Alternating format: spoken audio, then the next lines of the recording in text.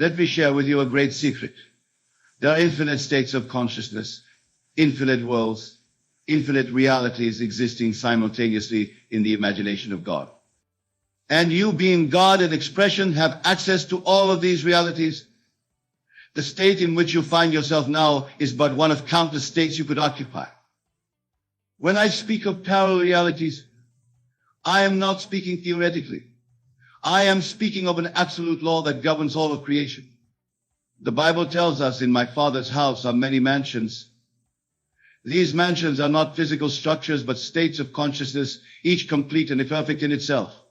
Each state has its own world, its own experiences, its own relationships, its own circumstances. You are at this very moment stationed in a particular state, experiencing the world that corresponds to that state. If you don't like the world you see, then you must change the state from which you view it. You do this not by working on the world, but by working on yourself. Tonight I will show you how to use your imaginative power to shift from your present state to the state of your desire. For when you learn to move in consciousness, the outer world must follow, for it is only the shadow of your inner activity. Consider what this means. If your desire exists as a reality now in a parallel state, then you don't need to create it. Your task is not to create, but to shift your consciousness to that state where your desire already exists. You need only to enter the state that contains the fulfillment of your desire. How then does one move from one state to another? By the use of your imagination, controlled and directed with purpose and love. For imagination is the bridge between the realities, the vehicle by which you travel from state to state. Let me ask you, what would it be like if your desire were already fulfilled? How would you feel? What would you see? What would you hear? What would you touch? If your desire were true this very moment, how would your inner conversations run? For your inner conversations are perpetually shaping your world. The first step in shifting to your desired reality is to clarify exactly what you want. Not the means of achievement, but the end itself. Too many of you focus on the process, the how of achievement, when you should be focusing on the state of fulfillment. Remember, the means will unfold naturally when you have successfully shifted to the state where the end is accomplished. Now, having clarified your desire, you must construct a scene which, if experienced, would imply the fulfillment of your desire. This scene, properly constructed and experienced in your imagination, becomes the bridge between your present state and the state you wish to occupy. The scene must be one that is easily visualized. It should be natural, one that would follow the fulfillment of your desire. It should involve the use of as many senses as possible: sight, sound, touch, taste, and smell. The more senses you can incorporate, the more real your imagined scene becomes. For instance, if your desire is financial abundance, your scene might be a friend congratulating you on your new wealth, shaking your hand firmly, looking into your eyes with genuine pleasure. You would hear their voice, feel their touch, see the smile. You would experience the joy and relief of financial freedom. Having constructed your scene, you must then enter into it through the technique I call revision. Revision is not merely changing your thoughts about a situation. It is changing your perceptual experience of it. You revise by entering so completely into your imagined scene that it feels more real than your physical surroundings. You accomplish this by becoming physically still, closing your eyes to the world of sense, and then projecting yourself into your imagined scene. You must feel the reality of it, react to it emotionally, as though it were actually happening here and now. This is not mere visualization or positive thinking as commonly understood. This is an actual entry into another state of consciousness. When properly done, you will feel a shift within yourself, a change in your feeling tone, a new sense of self. This feeling is your signal that the shift has occurred. Now, many will ask, how long must I remain in this state before my outer world conforms to it? The answer varies, for time is relative to the intensity of your desire and the completeness of your imaginative act. Some desires manifest instantly, others take time to unfold in the world of sense. But remember this, the manifestation begins the moment you successfully shift your state. Seed is planted and it cannot help but grow into its appointed hour. Your task is not to dig up the seed to see if it's growing, but to remain faithful to your new state, regardless of appearances. The maintenance of your new state is crucial. You must learn to dwell in it, to make it your home. This is where many falter, for they return too quickly to their former state, drawn back by the evidence of their senses and the opinions of others. To maintain your new state, you must discipline your thoughts and inner conversations. You must speak from the state of fulfillment, see from it, think from it, and feel from it. Your entire consciousness must be aligned with the reality of your desire fulfilled. Let me share with you a personal experience. Years ago, in New York City during the Depression, I desired to travel to Barbados to visit my family. I had no money, no means of getting there, but rather than focus on the lack, I constructed a scene of being in my family home in Barbados. Each night, as I fell asleep, I would imagine lying in my bed in Barbados, hearing the familiar sounds of the island, feeling the tropical breeze, smelling the distinct fragrance of my childhood home. I would fall asleep in this state, feeling the reality of being in Barbados. Within a few weeks, an unexpected series of events unfolded. A friend offered me a ticket, another provided spending money, and soon I found myself actually in Barbados, in the very room I had imagined. The outer world had rearranged itself to conform to my inner state. This is the law, and it never fails. But you must apply it with conviction and persist until your new state feels natural to you. For what feels natural to you defines your reality. Now let us delve deeper into the mechanics of this process. When I speak of parallel realities, I am speaking of something more profound than mere possibility. I am speaking of actual worlds complete in themselves, awaiting your entrance. Think of it this way: God's infinite mind contains all possible states, all possible worlds. They exist now, complete and perfect. Your individual consciousness is like a tuner receiving the signals from the particular frequency which it is attuned. Change your attunement, and you change your world. This is not philosophy, this is practical metaphysics. This is the art of living deliberately, of choosing your reality rather than accepting one imposed upon you. This is the meaning behind the biblical injunction to choose this day whom we will serve. Many live their entire lives never realizing that they are choosing their reality in every moment by the state of consciousness they occupy. They believe themselves victims of circumstance, subject to the whims of an external world. But I tell you that all causation is from within out, never from without in. The outer world is simply a report, a shadow of your inner activity. Change your inner activity, and the outer must follow, for the outer is only the inner projected. Let me give you a specific technique to practice. I call it living from the end. It is the art of assuming the feeling of your wish fulfilled and living within that assumption as though it were already an accomplished fact.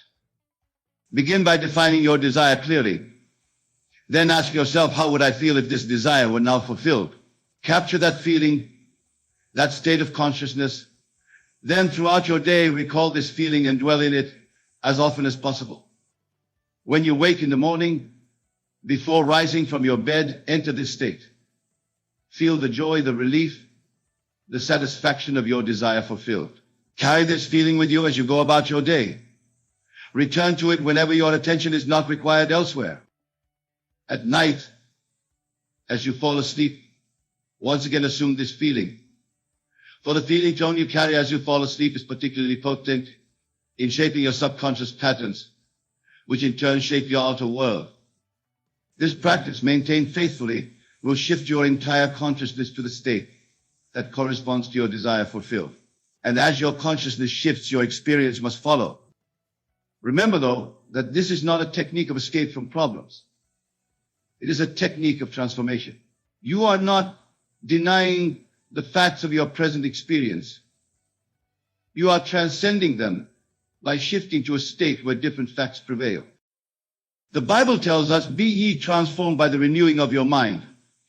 This transformation is what we are accomplishing through the disciplined use of imagination. We are literally renewing our minds, changing the content of our consciousness, and thereby changing our world. Now, some of you may be wondering about obstacles. You may be thinking, but what about the conditions of my life? What about the people who oppose me? What about my limitations? I say to you, There are no obstacles in consciousness. In your imagination, you are free from all limitations.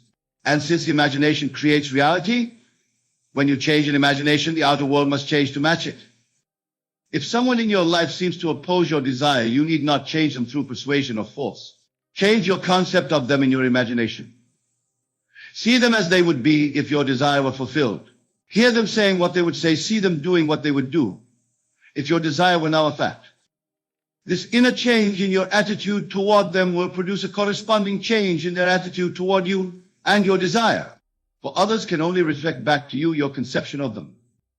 The same applies to circumstances that seem to stand in your way. In your imagination, transcend them. See the end accomplished despite them. Feel the relief and satisfaction of having overcome them. This feeling state will find its way into expression, reorganizing your outer world to match your inner conviction. The world is infinitely responsive to your consciousness. It must be, for it is made of consciousness.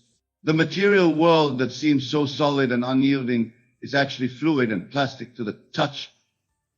The touch is dyed with faith and persistence. Let me tell you of another personal experience that illustrates this principle.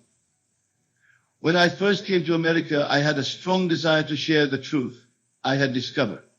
But I had no platform, no audience, no means of reaching people. Rather than focus on these limitations, I began to imagine myself standing before large audiences, sharing these truths. In my imagination, I could see the faces of those listening, feel the satisfaction of communicating effectively, hear the applause and words of appreciation afterward. I did this faithfully, night after night, falling asleep in the consciousness of being a successful speaker, reaching thousands with this message of truth. And though the outer circumstances showed no immediate change, I persisted in my imagination. Within a year, I found myself invited to speak to small groups, then larger ones. Opportunities unfolded in ways I could never have planned. People appeared who helped me establish lectures and classes. And eventually, exactly as I had imagined, I was standing before large audiences throughout America, sharing these very principles we discussed tonight. The outer world had reshaped itself to match my inner conviction, not because I manipulated external circumstances, but because I had shifted my state of consciousness. I had moved from one parallel reality, that of being unknown and without a platform, to another reality where I was doing exactly what I desired to do. This same principle applies to every area of your life, relationships, career, finances. There is no aspect of human experience that is not subject to this law. For the law is universal and it is absolute, as within, so without, as above, so below. Now, let's explore another dimension of this truth. Not only do parallel realities exist, but you are continuously moving between them, usually unconsciously. Every change in your feeling state, every shift in your concept of self, moves you from one reality to another. Most people do this haphazardly, drifting between states according to the circumstances they encounter and their reactions to those circumstances. But you can do it deliberately, with purpose and direction.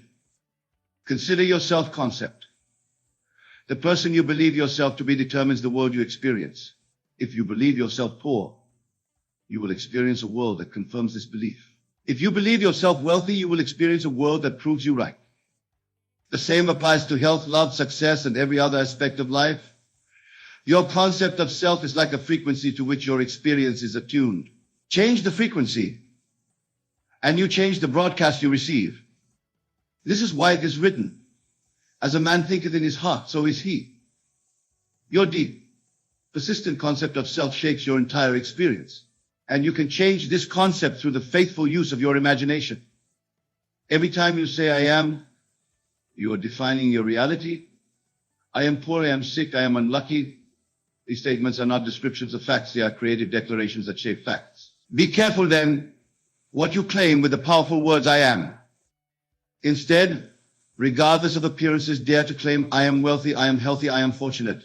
Not as affirmations to change your circumstances, but as acknowledgments of what is already true in the reality you wish to enter.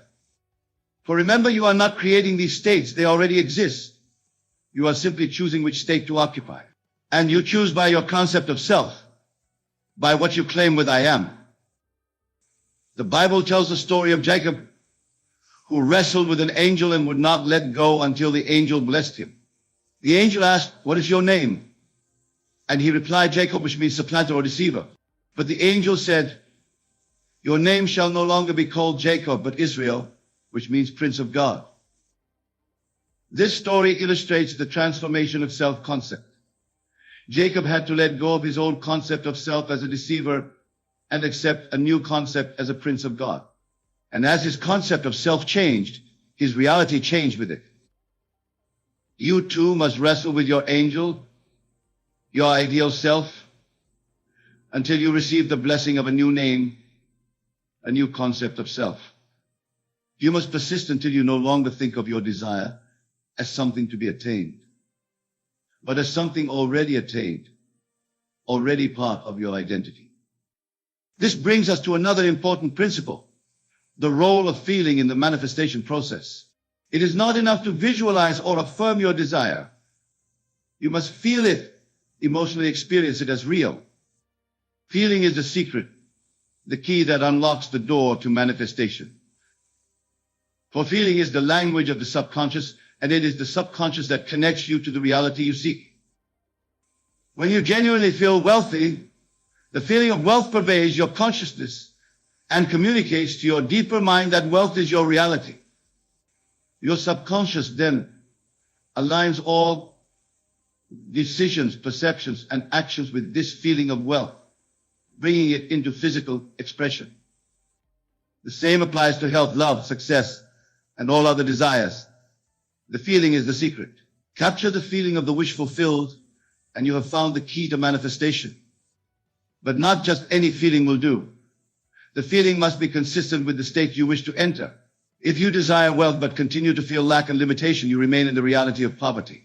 Your feeling determines your frequency, and your frequency determines which parallel reality you experience. So in your imaginal work, focus on capturing the feeling tone of your desire fulfilled. What would it feel like to be, have, or do what you desire? Capture that feeling and dwell in it until it becomes your predominant emotional state. This brings us to another principle, the importance of persistence. Manifestation is not always instantaneous. Sometimes the bridge of incidents that leads to your desire requires time to unfold in the world of space and time. During this period, you must persist in your new state despite any contrary evidence from your senses. This is the meaning of faith, the evidence of things not seen. You must be faithful to your imaginal act, dwelling in the reality of your desire fulfilled, even when your senses deny it. Remember the story of Joshua and the Battle of Jericho. The Israelites were commanded to march around the walls of Jericho for 7 days, and on the 7th day the walls fell. This story symbolizes the persistence required in consciousness before the outer walls of circumstance crumble. You too must march around the walls of your present limitations, faithful to your vision, until those walls collapse and reveal the promised land of your desire. Many abandon their imaginal work too soon. They try it for a day or two, see no immediate results, and return to their former state. But manifestation follows cosmic law, not human impatience. The seed planted in consciousness needs time to germinate before it appears in the outer world. As Jesus said, first the blade, then the ear, then the full corn in the ear. There is an orderly process of manifestation that unfolds according to its own timing. Your task is to remain faithful to the end, to persist in your new state until it externalizes itself. This persistence requires discipline, for the mind tends to wander back to familiar patterns. You must train your attention to dwell on your desire fulfilled, to reject the evidence of your senses when it contradicts your vision. Each time your mind slips back to the old state, gently bring it back to the new. Each time doubt arises, counter it with the feeling of your wish fulfilled. Eventually, through persistence, the new state becomes your default reality, and manifestation follows naturally. There's another principle I wish to share with you tonight, one that is often overlooked in discussions of manifestation. That is the principle of detachment, or what I call divine indifference. After you have done your imaginal work, after you have shifted your state, and captured the feeling of your wish fulfilled, you must release it. You must let go of anxiety of constant checking to see if it's working, of obsessive focus on results. This detachment is not apathy or abandonment of your desire. Rather, it is supreme confidence that what is done in consciousness is done in reality and needs no further effort on your part. I think of a farmer who plants a seed. He does not dig it up every day to see if it's growing. He plants it, waters it, and then goes about his business, confident that the laws of nature will bring his harvest in due season. Similarly, you plant the seed of your desire and consciousness through your imaginal act. Then you water it with persistence in the feeling of the wish fulfilled. But then you must trust the process, going about your daily life with confidence that your harvest is assured. This divine indifference is the mark of true faith. It shows you truly believe in the reality of your imaginal act, so much so that you can release all anxiety about its manifestation. Jesus demonstrated this when he thanked God for having heard him before Lazarus emerged from the tomb. He did not thank God after seeing the results. He thanked him before, showing complete confidence that what was done in consciousness was already an accomplished fact. You too must develop this confidence, this divine indifference to results. Plant your seed, water it faithfully, and then release it to the perfect law that never fails. Now let us address some practical aspects of shifting realities. Many ask me, how often should I engage in this imaginal work? The answer depends on the individual and the desire. For some desires, a single, intense, imaginal act is sufficient. The state is entered so completely with such conviction that no repetition is necessary. The shift occurs in that moment, and manifestation follows. For others, particularly those with deeply entrenched contrary beliefs, daily practice may be necessary. You may need to repeatedly enter your desired state until it becomes more familiar than your former state. The key is not frequency, but depth. One deeply felt, completely real imaginal experience is worth more than 100 shallow visualizations. It is better to enter your desired state deeply once a day than to attempt it superficially 10 times. Quality, not quantity, determines the effectiveness of your imaginal work. Seek depth of feeling, completeness of experience, rather than repetition or duration. Another question often asked is, can I work on multiple desires simultaneously? Yes, you can, but with caution. The mind divided against itself cannot stand.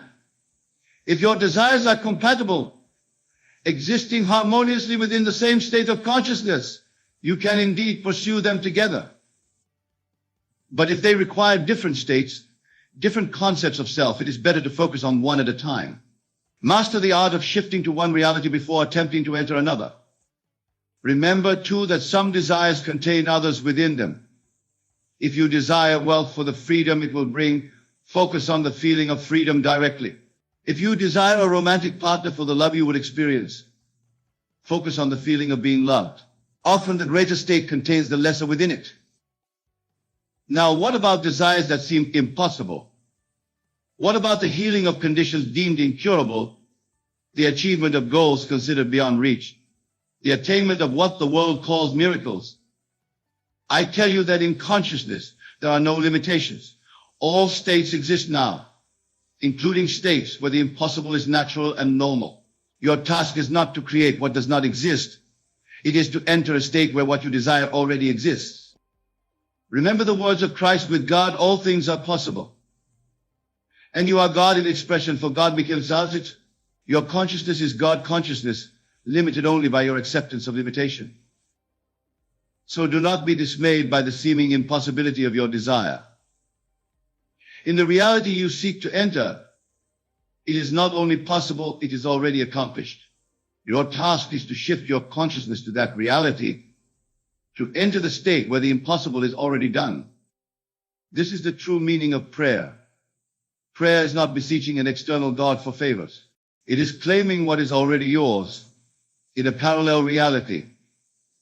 It is shifting your consciousness to the state where your desire is fulfilled, and then giving thanks for its fulfillment.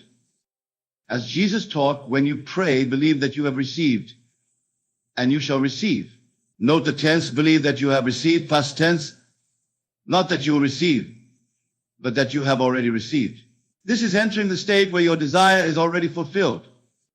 This understanding transforms prayer from supplication to recognition, from asking to accepting, from future hope to present reality. It is the prayer of thanksgiving for what is already accomplished in consciousness, though not yet visible to the senses. Now, as we approach the conclusion of our discussion, let me emphasize one final principle: the importance of living from your new state, not merely visiting it occasionally during meditation or visualization. Many make the mistake of treating their imaginal work as a separate activity from their daily life. They enter their desired state for a few minutes each day, then return to their former state for the remaining hours. This divided consciousness cannot produce the results you seek. You must learn to live from your new state, to make it your home, to speak and act and think from it throughout your day. This means watching your thoughts, your words, your reactions. When you catch yourself thinking from your old state, gently shift back to the new. When you find yourself speaking as the person you no longer wish to be, correct your speech to align with your new identity. In every moment, you have the opportunity to choose which reality you occupy. Choose consciously, choose in alignment with your desire. And remember that this choice is made not just in formal meditation, but in every thought, every word, every reaction throughout your day. The state from which you live determines the reality you experience. So live from the state of your desire fulfilled. Make it your dwelling place, your habitual consciousness, your default reality.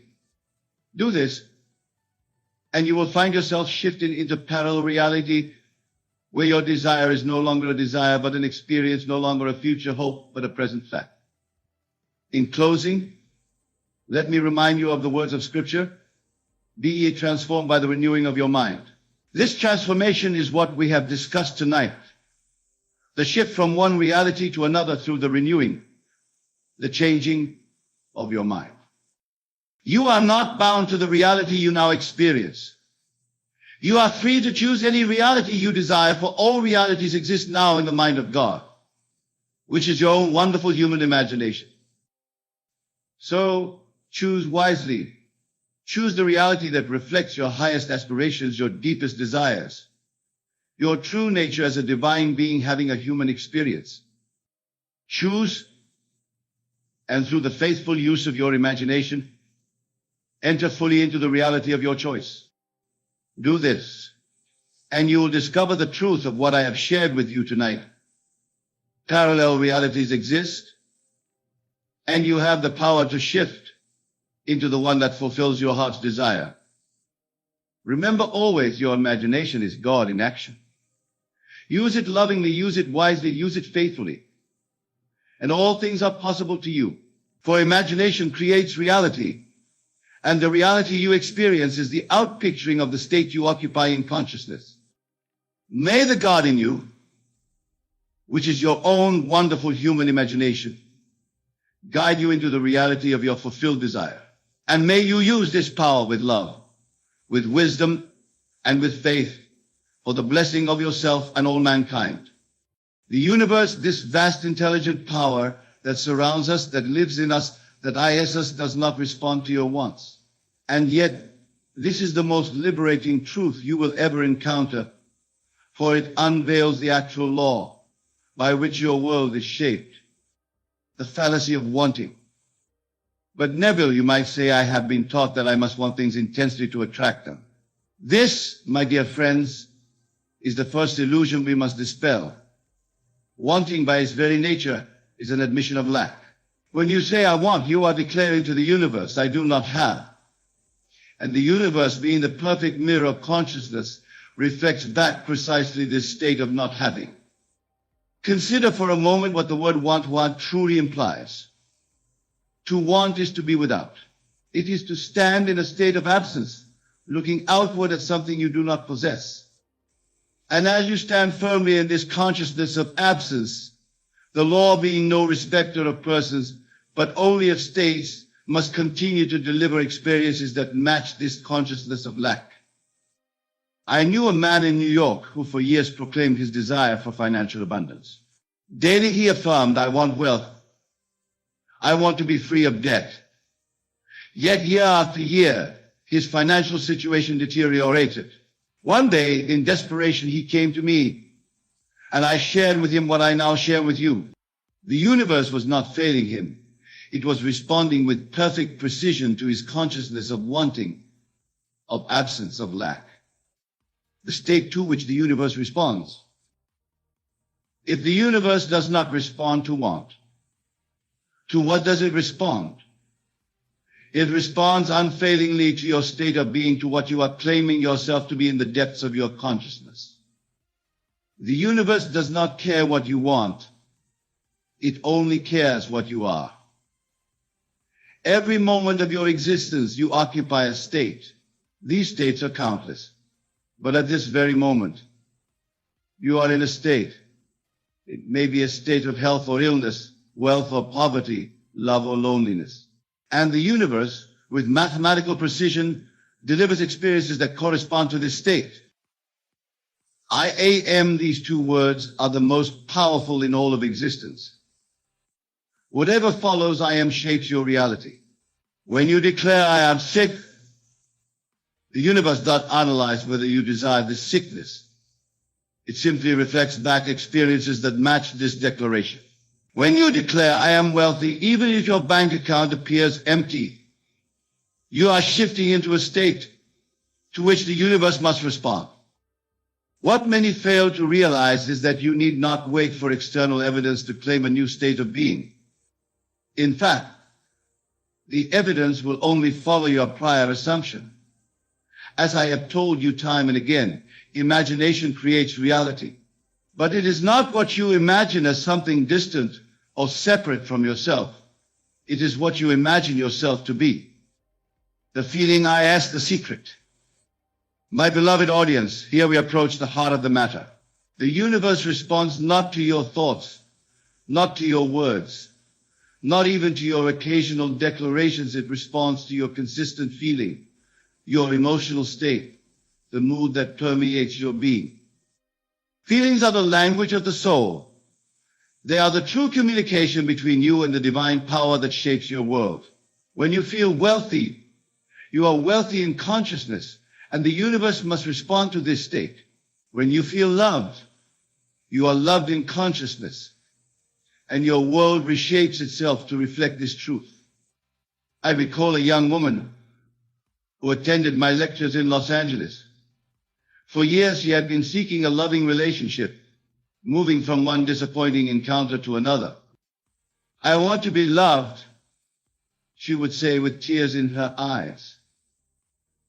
And yet, day after day, she walked through the world carrying a feeling of being unloved, unwanted. I instructed her to cease her wanting and instead to assume the feeling of being deeply loved. Before you sleep tonight, I told her, feel the warmth of loving arms around you. Feel the absolute certainty that you are cherished beyond measure.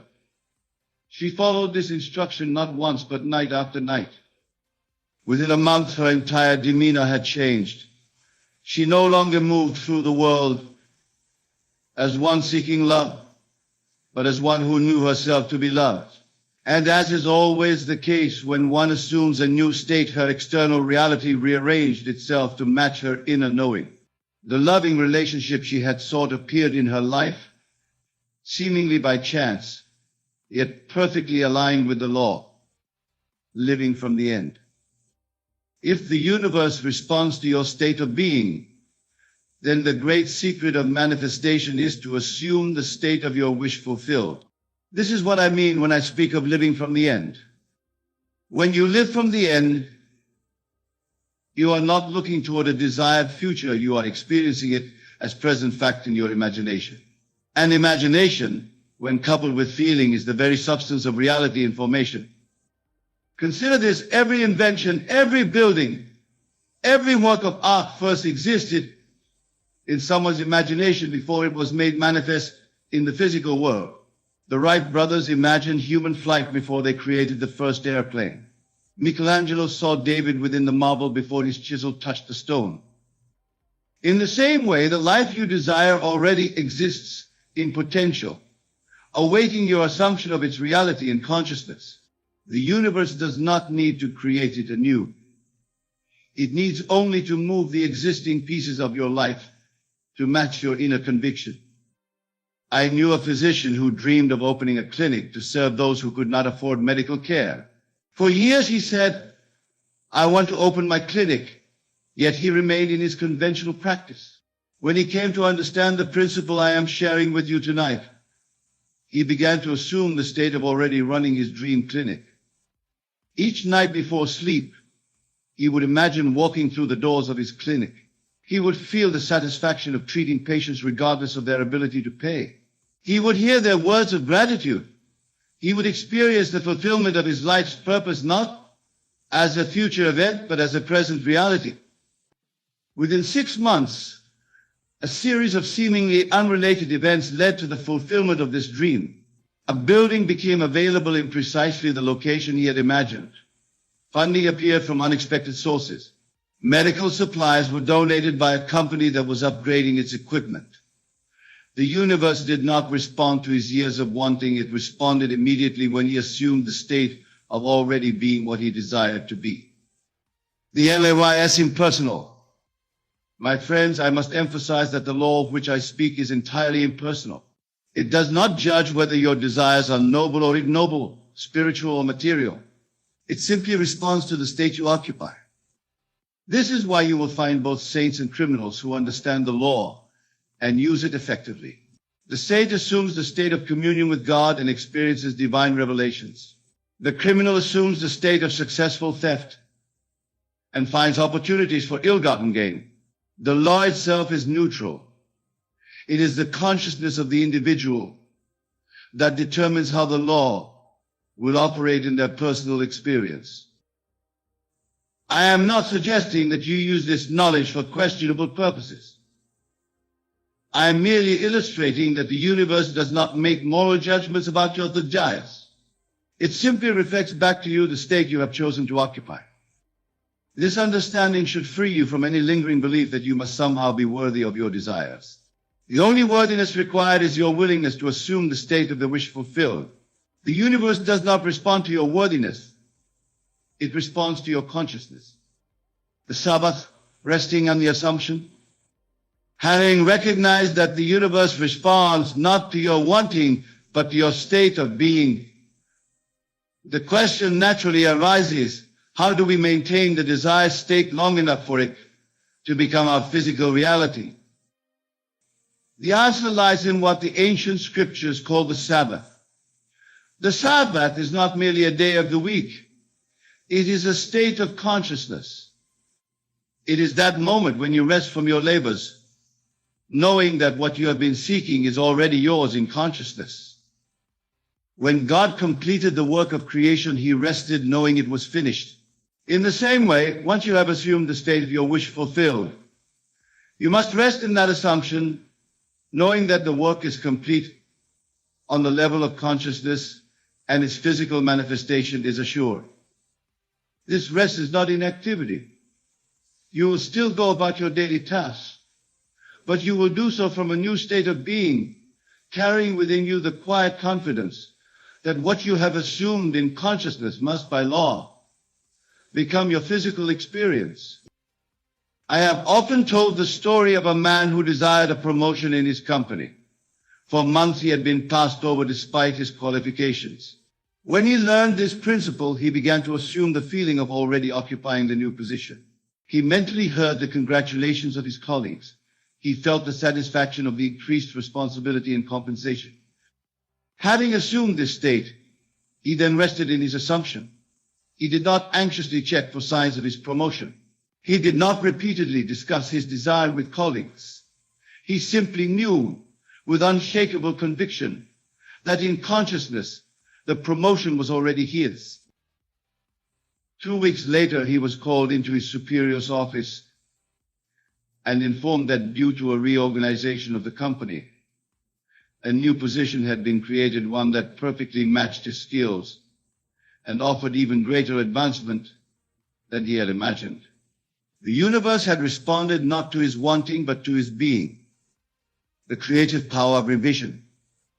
There are times, my dear friends, when despite our best efforts, we find ourselves entrenched in undesirable states. Perhaps we have been living with the consciousness of illness, financial struggle, or strained relationships for so long that it seems impossible to assume a new state. In such moments, we can employ the powerful technique of revision. Revision is the art of reimagining past events to align with our desired state of being.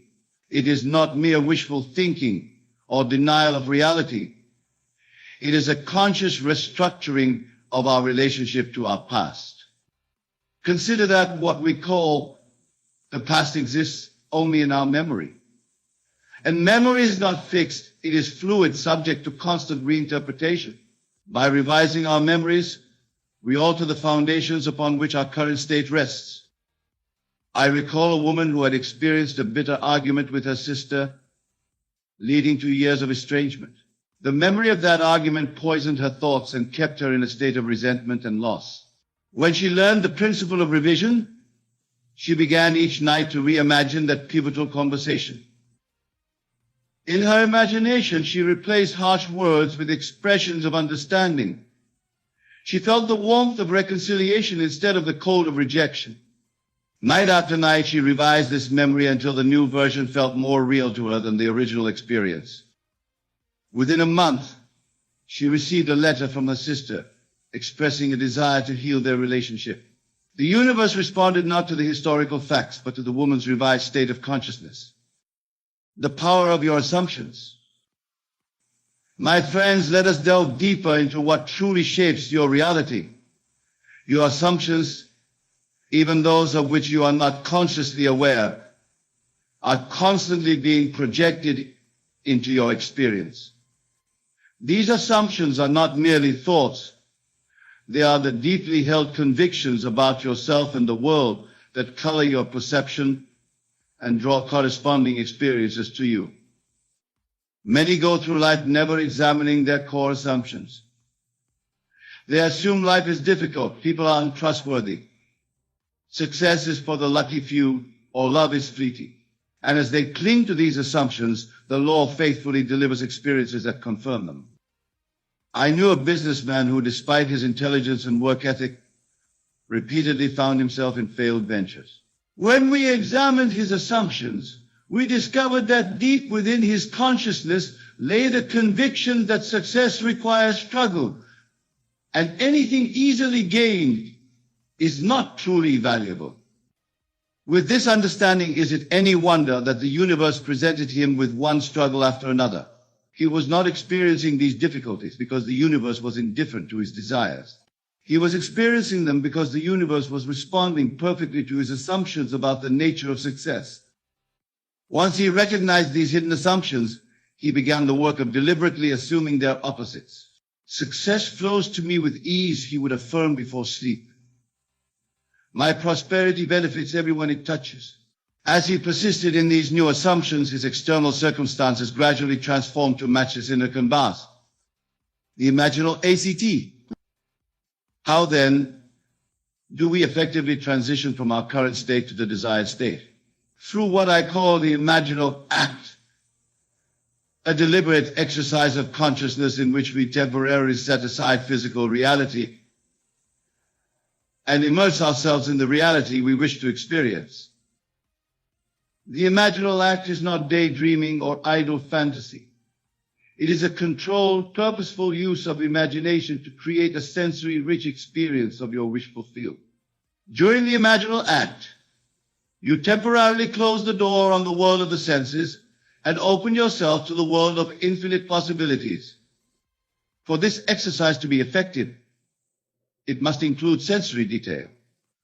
If you desire a new home, you must not merely see it, you must feel the doorknob in your hand, hear your footsteps on the floor, smell the freshness of the air, touch the texture of the walls. You must occupy the scene as if it were physically present. The power of the imaginal act lies not in its duration, but in its intensity.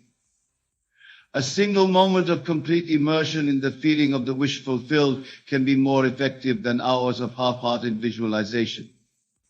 The key is to achieve what I call the feeling of reality. That moment when your imaginative experience feels as solid and substantial as any physical experience. I taught this principle to a young artist who had struggled for years to have his work recognized. Each night he would engage in an imaginal act in which he stood in a gallery surrounded by his paintings. He would hear specific words of appreciation from attendees. He would feel the quiet satisfaction of artistic recognition.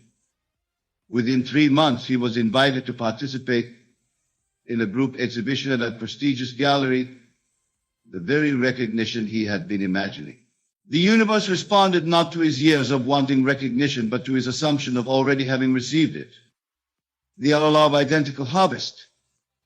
There exists a principle articulated in various spiritual traditions that you reap what you sow. I prefer to think of this as the law of identical harvest. Whatever you plant in consciousness through your consistent assumptions, feelings, and imaginal acts must eventually flower into corresponding external experiences. This law operates with mathematical precision. If you plant corn, you cannot harvest wheat. If you plant assumptions of lack, you cannot harvest abundance. If you plant feelings of unworthiness, you cannot harvest experiences of being valued and appreciated. Many misunderstand this principle, believing that if they think positive thoughts occasionally while maintaining a consciousness of limitation, they will somehow reap positive results. But occasional thoughts have little power against the deeply rooted assumptions that govern your basic sense of identity and possibility. It is not what you think about occasionally, but what you consistently assume yourself to be that creates your reality. Your harvest will always be identical in kind to the seeds you have planted in consciousness. I recall a teacher who came to me in despair over her classroom of unruly students.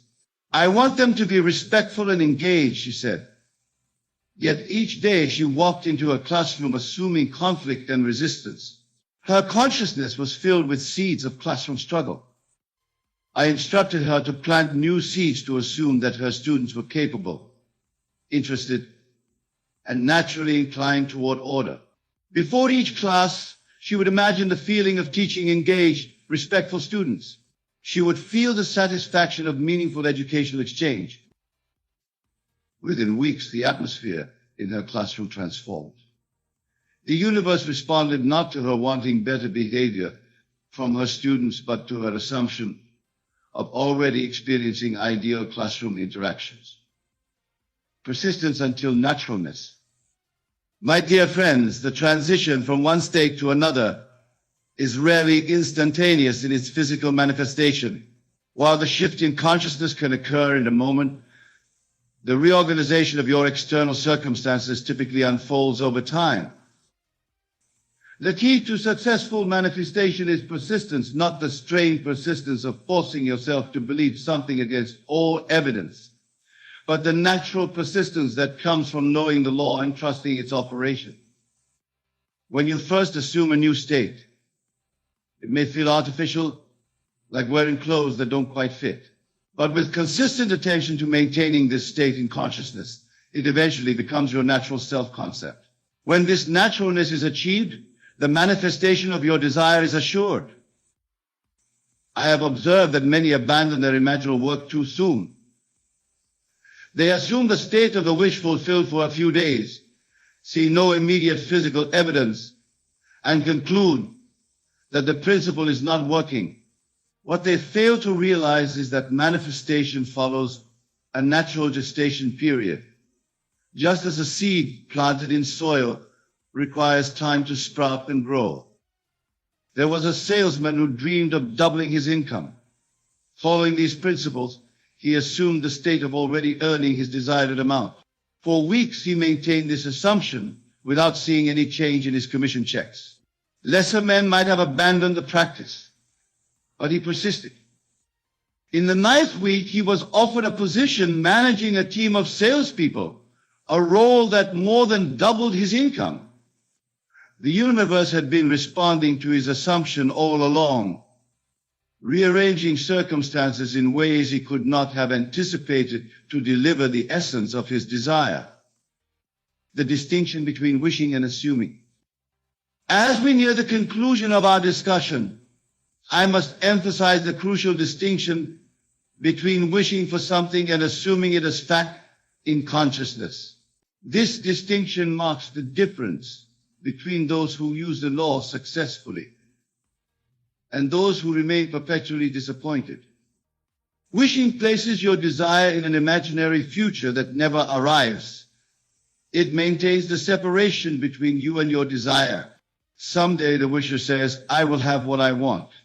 And in this declaration, they ensure that their desire remains forever distant. Assuming, by contrast, collapses time. It brings your desire into the present moment as a completed fact. I am now what I desire to be, declares the one who assumes. And in this declaration, they unite with their desire, becoming in consciousness what they seek to be in experience. The universe does not respond to your wishes, it responds to your assumptions. It does not deliver what you want, it delivers what you are. The great secret, then, is to assume yourself to be what you seek, and from this assumption to live and act as though it were already so. I knew a woman who wished to reconcile with her estranged son. For years she had tried to re-establish contact, sending letters and messages that went. When she learned these principles, she ceased her external efforts and focused on assuming the state of already having a loving relationship with her son. Each night before sleep, she would imagine a scene that implied their reconciliation. She would feel the joy of their restored connection. She would hear his voice expressing love and forgiveness. She persisted in this practice, transferring her energy from wishing for a future reconciliation to experiencing a present harmony. Within 2 months, she received a phone call from her son, the first in over 3 years. The conversation led to a meeting, which led to the healing of their relationship. The universe responded not to her wanting reconciliation, but to her assumption of it as an accomplished fact, living in a state of abundance. My friends, as we bring this discussion to a close, I want to address the most common desire expressed by those who attend my lectures, the desire for greater abundance, prosperity, and financial freedom. Many approach this desire from a consciousness of lack. They see money as something outside themselves that they must struggle to acquire. They believe there is a limited supply of wealth, and they must compete with others to secure their portion. And as they maintain this consciousness, the universe faithfully delivers experiences of financial struggle and limitation. The truth is that abundance is not something you obtain, it is a state you occupy. When you live in the state of abundance, you experience yourself as connected to the infinite supply of the universe. You know with unshakable conviction that all your needs are met, not from a limited external source, but from the limitless source within. From this state, you take actions not from desperation, but from inspiration. You make decisions not from fear, but from a sense of security and possibility. And as you live from this state, the universe rearranges itself to reflect your consciousness of plenty. I recall a woman who had lived for years with financial anxiety, constantly worrying about paying her bills. When she learned these principles, she began to live from the state of abundance. Each night she would fall asleep feeling the relief and gratitude of having more than enough. During the day, she would walk through the world carrying this feeling of abundance, regardless of her bank balance. Within 3 months, opportunities for increased income appeared in her life. A skill she had developed as a hobby became the foundation for a profitable business. An investment she had made years earlier suddenly increased in value. The universe responded not to her wanting abundance, but to her being abundant in consciousness. The final word, faith in the old law. We have covered much ground tonight, exploring the profound truth that the universe responds not to your wants, but to your state of being. As we conclude, I wish to leave you with a final thought on the role of faith in the application of this law. Faith in the context of manifestation is not blind belief in something for which there is no evidence. It is the conviction born of understanding that the law operates with mathematical precision. It is the certainty that when you assume a state in consciousness, the universe must deliver experiences that match that state. This faith is not something you must struggle to attain. It arises naturally from an intellectual and experiential understanding of the law. The more you observe the law in operation in your own life, the stronger your faith becomes until it transforms into knowing. Begin tonight to practice what you have learned. Choose one desire that has thus far eluded you. Rather than wanting it, assume the state of already possessing it. Create an imaginal scene that implies its fulfillment. Feel the reality of this scene. Fall asleep in this state. Maintain this assumption during your waking hours, and watch as the universe, with perfect fidelity, reshapes your external world to match your inner conviction. Remember always, the universe doesn't care what you want, it cares what you are. Assume yourself to be what you seek, and by law you must become it in experience. My dear friends, it has been my honor to share these principles with you tonight. May you use them wisely to create a life of fulfillment, joy, and service to your fellow man. For in the end, the greatest use of this law is not merely to acquire possessions, but to become the fullest expression of your dying potential. Go now in the confidence that the power that shapes worlds lives within you, responding always to your consciousness. The universe awaits your command, delivered not through wanting, not through pleading, but through the quiet assumption of already being what you desire to be. You are not merely flesh and bone, nor are you at the mercy of fate. Within you, in the deep recesses of your mind, lies a force so magnificent, so boundless, that it shapes the world before you. This force, this divine power, is not separate from you, it is you. Your thoughts are not idle whispers passing through the corridors of your mind. They are commands, blueprints, the unseen architects of your reality. What you hold in consciousness with conviction must clothe itself in form. What you accept as true with feeling must take root in the fabric of your world. If you would dare to assume the highest, to see yourself not as a beggar before the throne of life, but as the very maker of your experience, then you would know the power that has always been yours. And so, I ask you now, what reality will you choose to create? You are the operant power. The world you see, the experiences you encounter, the circumstances that rise and fall before you, none of these exist outside of you. They are projections of your inner state, shadows cast by the light of your consciousness. There is no force shaping your life beyond your own mind. When you truly grasp this, you will understand that the power of God is not something to be sought in the heavens or begged for in prayer. It is the breath within you, the awareness that perceives, the imagination that gives life to every form. Most live as though they are at the mercy of the world, believing that events happen to them, not through them. They attribute their conditions to luck, to fate, to forces beyond their control, when in truth every experience is an echo of their own beliefs. If you look at your life now and find it lacking, if you feel trapped by limitations, it is not because the world has conspired against you. It is because in the silence of your own mind, you have consented to this reality. You have assumed it, accepted it, and so it has become. But here is the great revelation. What has been assumed can be changed. What has been imagined into existence can be reimagined into something greater. You need not remain where you are. The key is not in struggle, not in desperate effort, but in the quiet mastery of your own consciousness. Your only task is to assume with unwavering certainty that you already are the person you wish to be. The moment you do, reality must bend to match your assumption. Doubt not this truth, for you have already been living by it. Have you not noticed how your deepest fears, when given attention, seem to find their way into your life? Have you not seen how those who dwell in lack continue to experience scarcity, while those who walk with confidence find doors opening before them? This is not coincidence, it is law.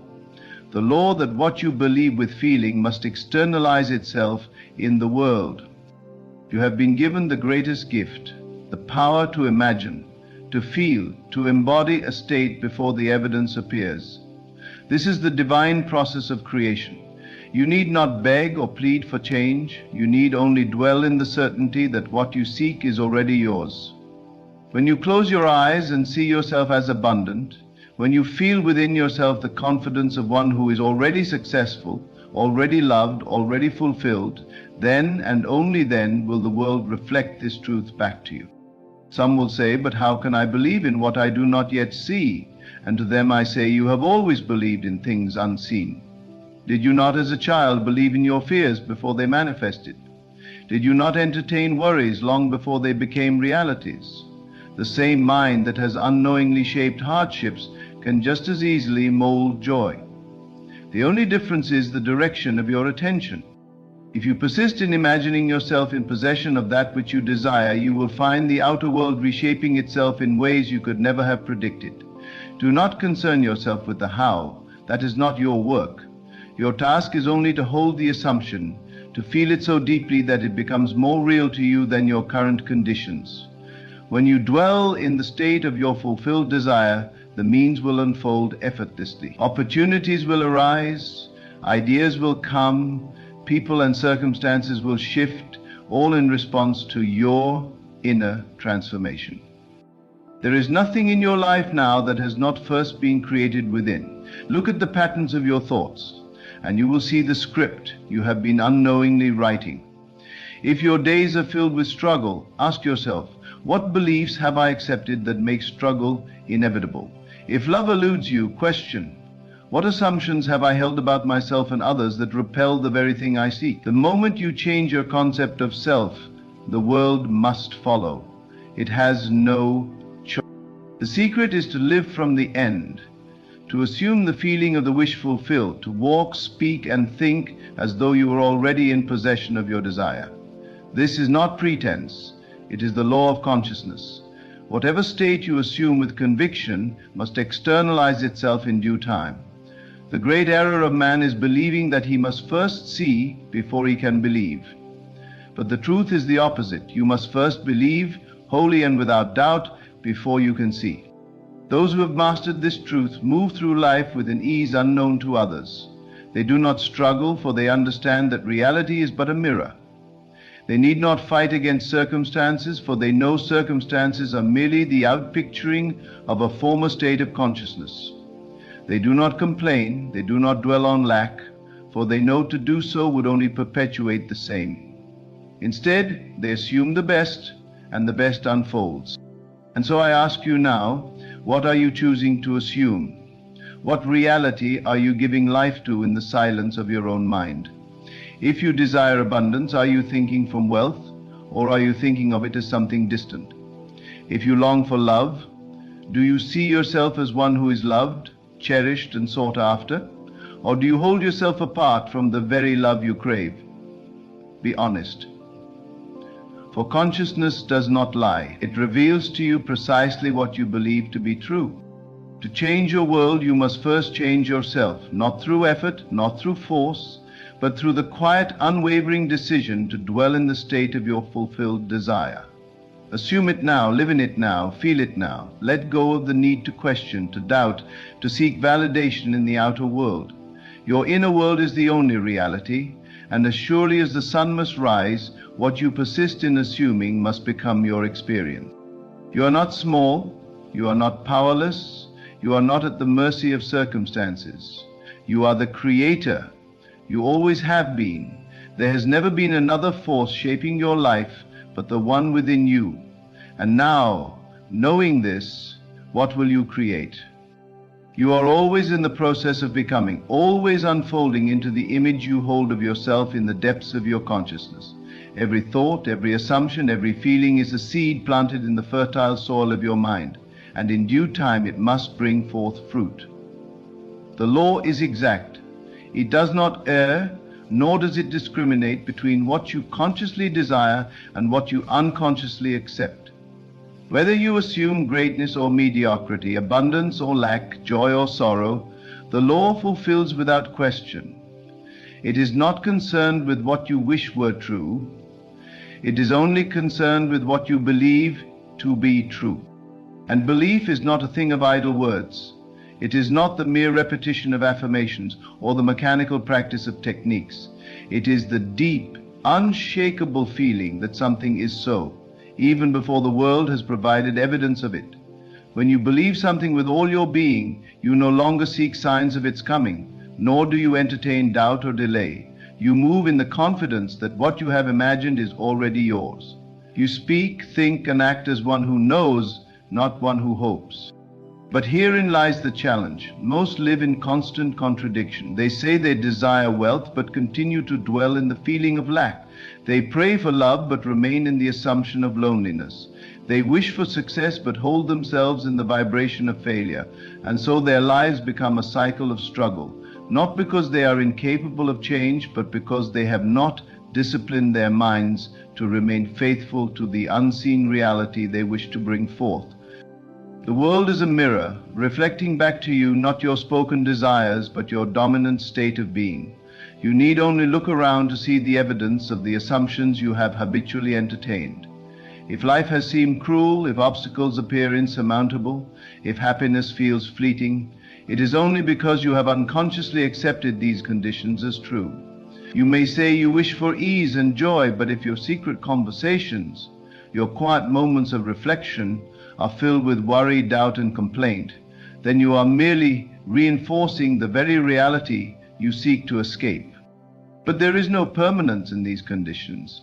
There is no bondage but that which you accept. At any moment you may step into a new state, and the world must follow, not by force, not by external struggle, but by the simple, quiet act of assuming a new reality. Assume it now, as though it were already true. Do not wait for the evidence, for evidence always follows assumption. It never precedes it. The world cannot give you what you have not first given to yourself in consciousness. You need not know how the transformation will occur. The how is not your concern. It is the work of a higher intelligence, a divine order that moves all things into place. Your only responsibility is to hold fast to the state desired, to persist in the feeling of the wish fulfilled, and to trust that all things will rearrange themselves accordingly. And they will, for they must. The moment you take possession of a new concept of yourself, the world has no choice but to conform. But persistence is key. Many falter not because the law has failed them, but because they have failed to remain faithful to their assumption. They plant the seed, but dig it up each day in search of signs. They step into the new state only to slip back into the old at the first sign of difficulty, and so they remain trapped between two worlds, never fully leaving one nor fully entering the other. Do not let this be your story. Assume boldly, without hesitation, without concern for appearances. If you desire health, do not wait for symptoms to change. Assume now that you are whole, vibrant, and strong. If you seek success, do not look to your present conditions for proof. Move as one who already possesses the confidence, the opportunities, the wealth you desire. If you wish for love, do not dwell in loneliness. Carry yourself as one who is already deeply cherished, already chosen, already fulfilled. For what you are in imagination, you shall become in reality. And imagination is not some fleeting daydream. It is the very power by which all things are created. It is the divine faculty through which the unseen becomes seen, the intangible made tangible. When you close your eyes and enter the realm of imagination, you are not escaping reality, you are shaping it. Every time you assume a new state with feeling, you are impressing upon the subconscious mind, and the subconscious, being no respecter of persons, must bring forth in kind. Many have sought to explain this power in scientific terms, in philosophies of mind and matter, in theories of attraction and vibration, but the truth is simple. Consciousness creates reality. As you are within, so shall it be without. Your only limitation is the one you refuse to release. If you will but change your concept of self, the world must shift to reflect it. But do not seek to change only the outer. Too often men attempt to alter circumstances while remaining unchanged within, and so their efforts come to nothing. They strive, they toil, they push against the world, yet their inner dialogue remains the same. And so, though they may see fleeting success, they find themselves returning again and again to the same struggles, the same patterns. The true work is inward. Change your self-concept and the world will take care of itself. Hold the image of your ideal with unwavering faith, and the world must conform. This is the law. This is the power given to you before the foundations of the world. Use it wisely, use it deliberately, and above all, use it now. For there is no tomorrow in the realm of consciousness. There is only now. The present moment is the point of creation, the place where all things begin. If you postpone your assumption, you postpone your reality. Do not wait for a better time, a better condition, a better circumstance. Assume now that you are already the person you wish to be. Claim it fully, embody it completely, and let the world reshape itself around this new image. Your mind is the gatekeeper, your imagination the architect, your assumption the blueprint. You are never without power, never without the ability to transform, never without the means to rise into a greater expression of yourself. If you would but believe with the certainty of one who knows, rather than the hesitation of one who hopes, you would see miracles unfold before your very eyes. There is no force outside of you deciding your fate. There is no destiny written in stone. There is only your consciousness, forever shaping, forever molding, forever creating. And so I ask again, what will you choose to create? What reality will you dare to assume? For as you believe, so shall it be done unto you. The moment you assume a thing to be true in consciousness, it begins its journey into form. Do not be deceived by appearances, for they are but the shadows of past assumptions. Look not to the world for validation, for the world is always one step behind the movement of your mind. If you desire change, do not seek it in the external. Turn within. Assume the state you wish to see expressed, and let the outer world catch up in its own time. Many live as prisoners of their senses, believing only in what they can see, touch, and measure. They wait for proof before they believe, never realizing that belief is the cause and proof the effect. They see an empty bank account and feel lack rather than assuming abundance. They look at their lonely life and feel despair rather than assuming they are already loved. They let circumstances dictate their state of being, when in truth it is their state of being that dictates circumstances. To live by appearances is to be enslaved by them, but to live by assumption is to wield the power of God Himself. For assumption, when sustained, hardens into fact. This is the law, and it has never failed. You have been using it all your life, though perhaps unknowingly. Every condition you have now, good or bad, is simply the result of past assumptions, past beliefs, past states of being that have crystallized into form. If you do not like what you see, change the cause. Change the assumption, and the effect must follow. There is no reality apart from consciousness. There is no power greater than your own assumption. The world is not happening to you, it is happening through you. Every conversation you hold in the quiet of your mind is shaping your destiny. Every feeling you nurture is writing the script of your life. If you are constantly worrying, constantly fearing, constantly dwelling on limitations, you are merely giving life to that which you do not want. The law does not discriminate, it gives you exactly what you accept as true. But here is the liberating truth. Just as you have unknowingly created hardship, you can just as easily create joy. Just as you have unconsciously assumed lack, you can now consciously assume wealth. Just as you have dwelled in doubt, you can now dwell in faith. It is simply a matter of shifting your inner world, for the outer must follow. There is no effort in this, no struggle, no battle to be fought. The only battle is with the old self, the old identity that seeks to keep you bound to past assumptions. Do not look at your present conditions and call them permanent. They are but reflections of an old state, echoes of a past assumption that no longer serves you. Let them fade as they must, for they have no power except that which you continue to give them. Instead, turn your full attention to the new. Assume the feeling of already being the person you desire to be. Walk as though it were so. Speak as though it were so. Think as though it were so. And the world will rearrange itself to make it so. Many will say, but my senses deny it. How can I assume what is not yet visible? And to them I say, this is the very essence of creation. The tree does not yet exist in the seed, yet the seed knows it is a tree. The butterfly is not yet visible in the caterpillar, yet it knows it will emerge. Creation does not happen in the realm of the seen. It happens first in the unseen, and only then does it take form. To demand evidence before you believe is to put effect before cause. It is to deny the very nature of creation itself. You are not here to react to the world, you are here to create it. Do not wait for proof.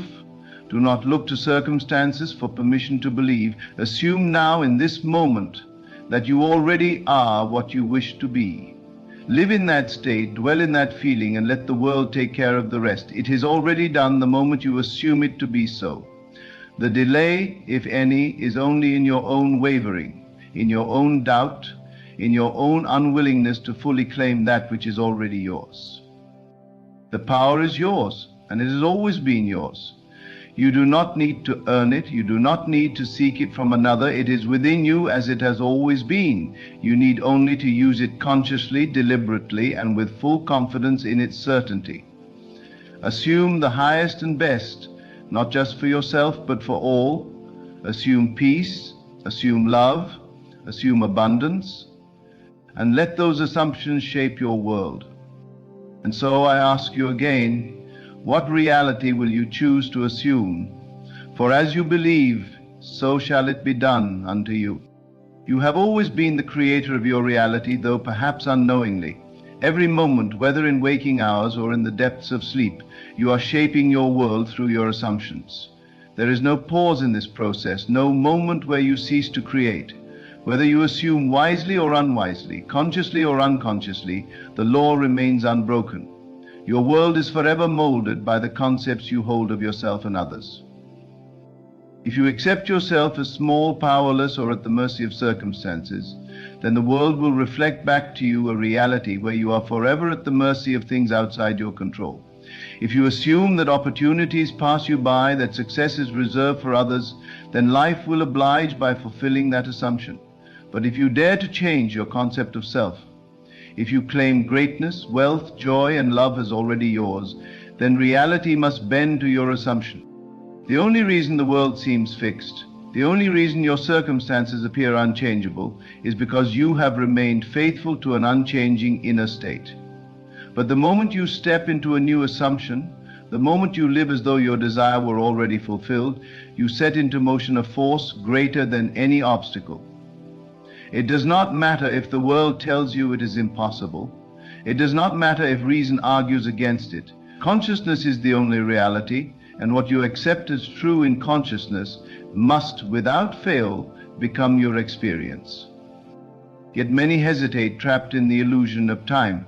They say, I will believe when I see the evidence, never realizing that they must first believe before the evidence can appear. They place their faith in delay, in waiting, in some future moment when things will be better, never understanding that the only time that exists is now. Creation does not happen tomorrow. It does not happen in some distant future. It happens now, in this very moment, with the assumptions you are holding.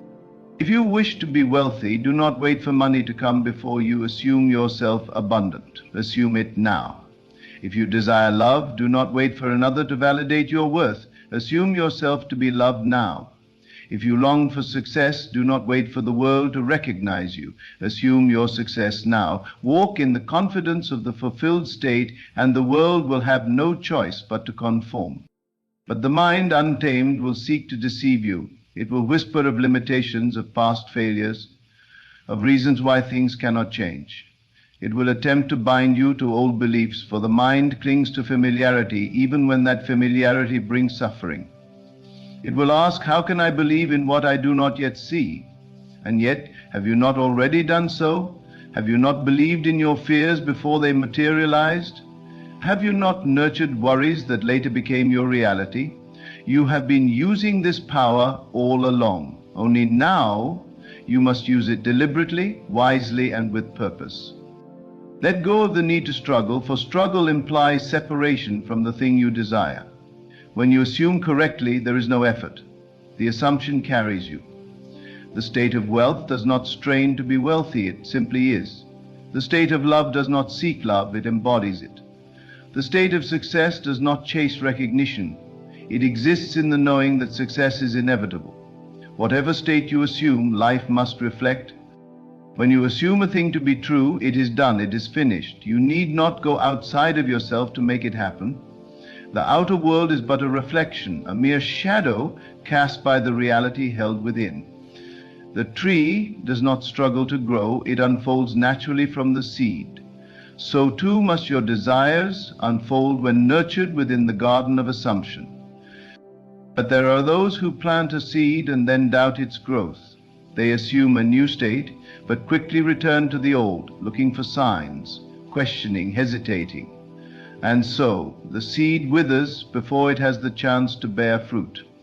Do not be of these. Assume and then persist. Hold fast to your assumption even when the outer world seems unchanged, even when reason mocks you, even when the senses deny it, for the senses only reflect the past.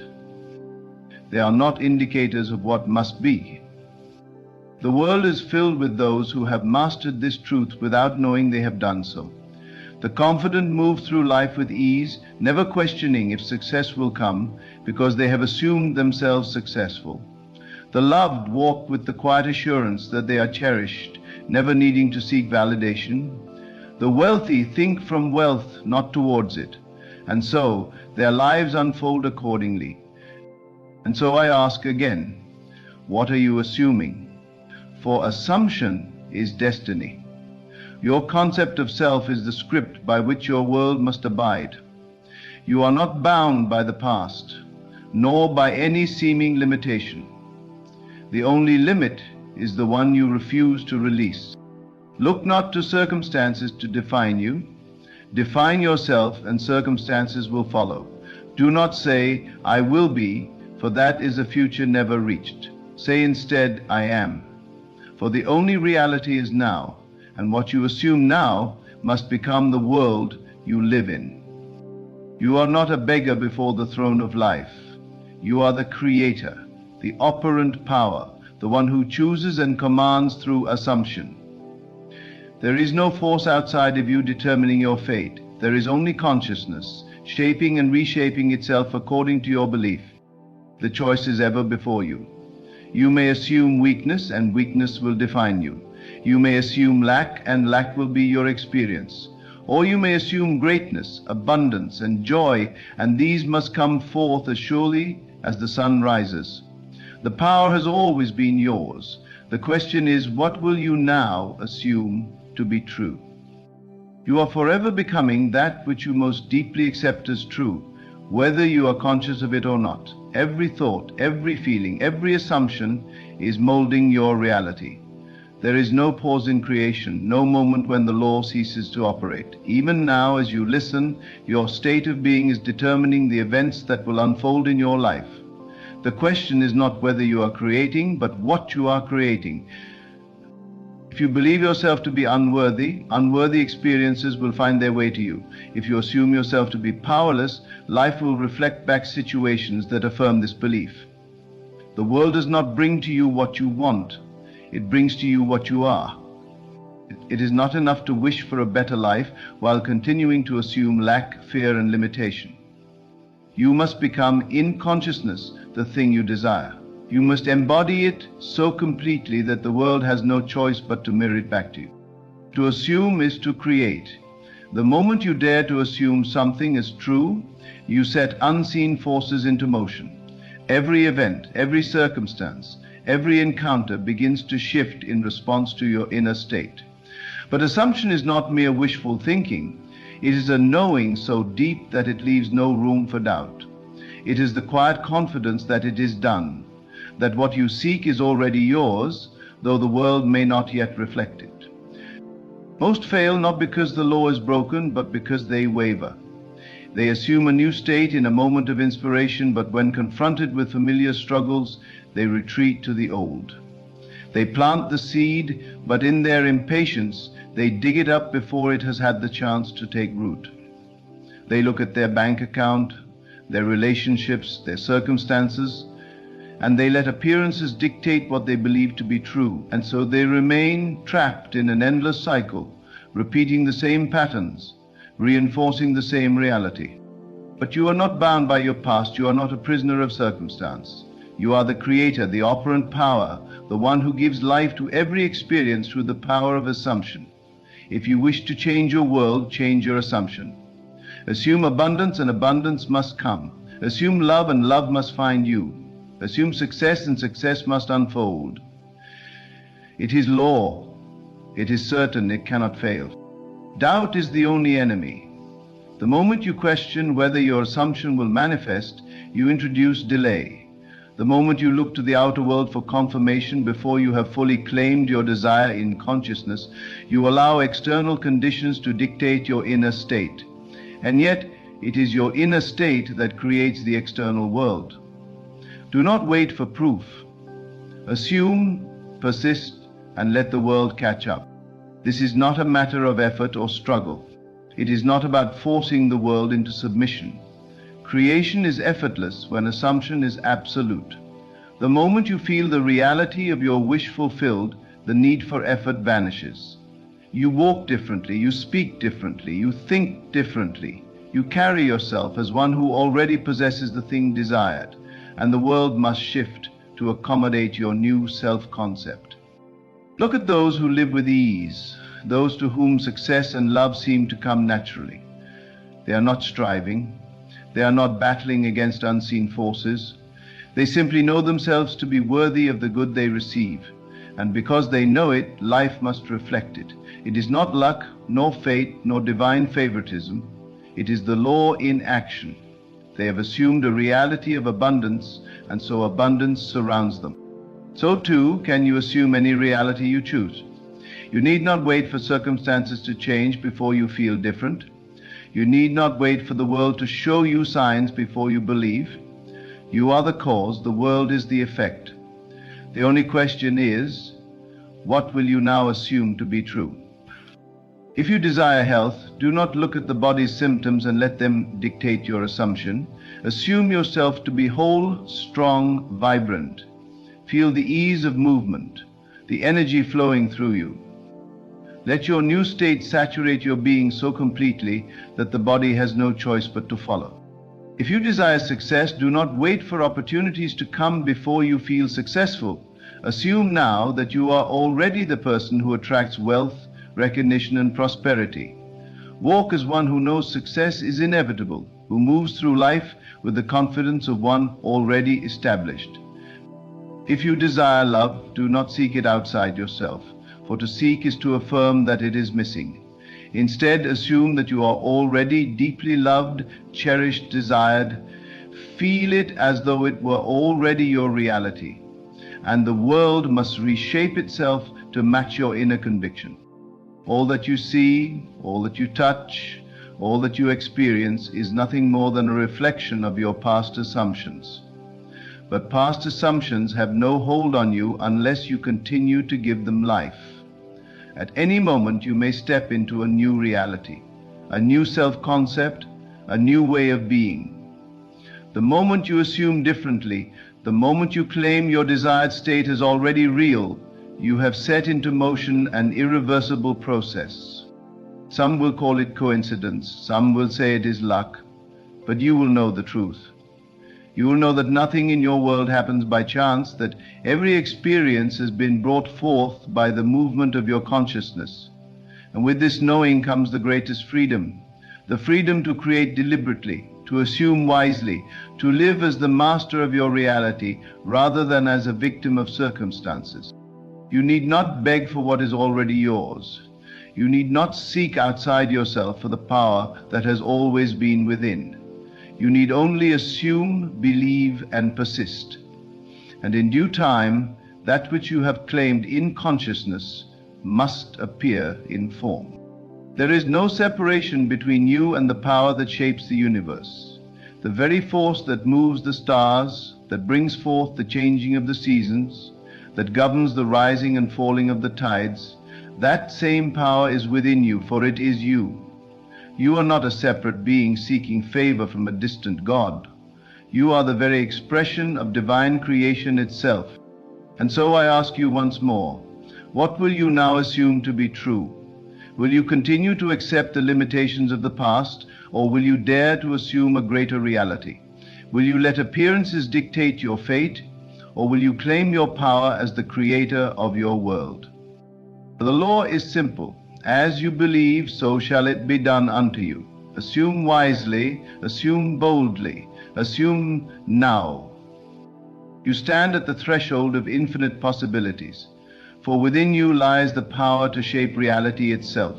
There is no force outside of you determining your fate, only the movement of your own consciousness, the assumptions you hold and the truths you claim as your own. The world has never been separate from you.